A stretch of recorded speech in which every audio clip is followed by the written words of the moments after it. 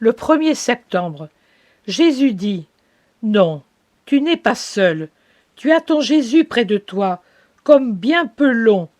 Car s'il est vrai que je suis près de tous mes enfants par ma grâce, c'est auprès d'un très petit nombre que je suis présent de la façon dont je le suis avec toi, et que j'ai utilisé en voyant ta très pénible condition générale.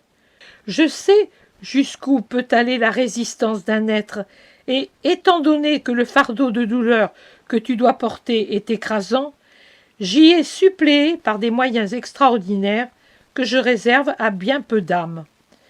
Je me souviens de mon besoin d'aide aux heures tragiques de ma passion, et ce que j'ai désiré pour moi alors, je veux que mes 2 fois semblables l'aient aussi. Semblables car ils sont mes disciples, semblables parce qu'ils subissent la passion et sont crucifiés. Tu n'es pas seul, tu m'as pour Cyrénéen, et tu as ma mère pour Véronique. Marie est le modèle des orphelines, et elle se souvient de tes tourments d'orpheline, comme je me souviens des tourments de mon agonie. La sainteté ne supprime pas la douleur. Marie, dans sa sainteté immaculée, souffrit cruellement à la mort de ses parents qu'elle ne put consoler de ses baisers. Tu vois comme tu lui ressembles? Dans son âme si parfaite que seul Dieu surpasse, Marie sut aimer et souffrir comme nulle autre, car la sainteté, étant le perfectionnement de toutes les bonnes sensibilités du cœur, elle apporte une augmentation de la capacité d'aimer et de souffrir, d'autant plus grande que l'âme est plus sainte.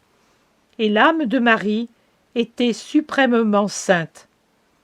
Eh bien, je te donne cette femme à qui ne fut épargnée aucune douleur, et personne comme elle ne méritait davantage d'en être exemptée, puisqu'elle était immaculée et donc libre du poids de la souffrance causée par la faute d'Adam.